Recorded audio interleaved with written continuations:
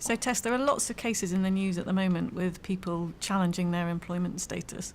Are we seeing some new trends in that area in the law? The cases that you're referring to, I take it, are the recent gig economy cases, the high-profile tribunal decision in the Uber case that the Uber drivers are not self-employed contractors as Uber suggested, but in fact workers and benefit from employment rights available to workers. There's also been the decision in the City Sprint case, which is another so-called gig economy company. They're a same-day courier service, and it was a similar decision. A courier challenged their self-employed status and succeeded in establishing that they were a worker. In terms of the overall trend, I suppose this indicates growing pushback by workers or individuals working in the gig economy against these self-employment structures. So what did the Uber drivers, for example, what rights have they actually shown that they now have? Well, the tribunal decided that they were workers, so they benefit from a range of valuable employment rights. They're entitled to paid annual leave and rest breaks. They're also entitled to the national minimum wage, and another consequence is that they're likely to be workers for the purpose of auto-enrolment.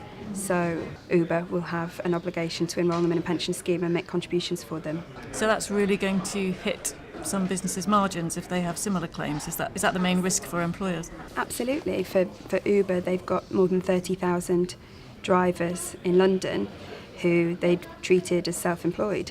And if they implement this decision, they're going to have to completely change the way that they pay these people. Another aspect of the decision actually was that the drivers were paid on a gig basis, on a journey basis, and the tribunal decided that whenever they were logged into the Uber app, that was wait time and was working time for the purpose of the working time regulations, and that has an implication in terms of the calculation of their pay for national minimum wage purposes as well.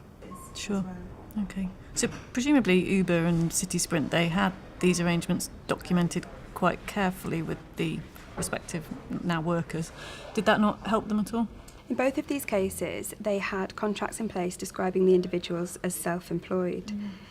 In the Uber decision, in the Uber case, the contract described the drivers as customers and the passengers as service users. And this was really important to the way that Uber argued its defence, because it basically said, we're not employing the drivers, we're a software platform, and these drivers are all using our software platform in order to connect with individual passengers that they're offering their services to.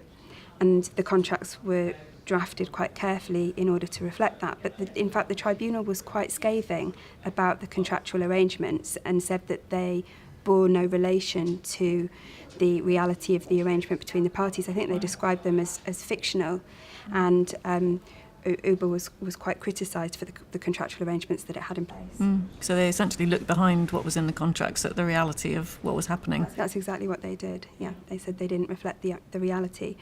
And again, in the City Sprint case, couriers entered into self-employed contracts, and they did so during a sort of onboarding recruitment process, and they signed up to the contracts by clicking tick boxes on an online form next to statements such as, I run my own business and I will be responsible for costs such as vehicle costs. And the tribunal found that actually there was no real opportunity for them to negotiate that contract as they would if they were genuinely self-employed, and it was effectively just an obstacle to recruitment. And it was the inequality of bargaining power between the courier and City Sprint that meant that they had to sign up to these terms, which again didn't reflect the reality of the arrangements between the parties. So, I mean, those cases have had a huge amount of publicity, and I think there are others of a similar nature going through the tribunals at the moment. Are the government going to take any steps to do anything about this? There is some government interest in this issue. We have a number of initiatives. Probably the most high profile is the independent review which BEIS have commissioned and which is being led by policy advisor Matthew Taylor. The apprenticeship levy will be coming in April. From April 6th, employers will have to pay the levy. It's going to apply to all employers, not just those who already have apprentices. The amount of the levy will be 0.5% of the employer's annual wage bill, but there'll be a £15,000 allowance. So that basically means that only employers with a wage bill of £3 million or over will be net contributors to the levy. It will be collected via the PAYE system and made available to employers via a new online apprenticeship system. And the funds will have to be used for training apprentices. They can't be used for HR or other costs. And the real aim behind this is to put employers in the driving seat in terms of getting them more involved in developing the skills that they're going to need for the future. And the government's forcing employers to do that by making them more responsible for training costs. But also it's bringing in changes to the standards of apprenticeships and encouraging employers to get more involved in developing apprenticeships. And one potential result or consequence of that is that the remit of apprenticeships is widening. It will in the future be less likely to be associated with school leavers going into manual jobs. So, for example, employers will be able to use the levy funds to upskill their existing workforce, provided that they meet the requirements of a valid apprenticeship. And what happens if, as an employer, you can't find enough training or enough people willing to take on apprenticeships in your workforce or new apprentices to actually spend your share of the levy?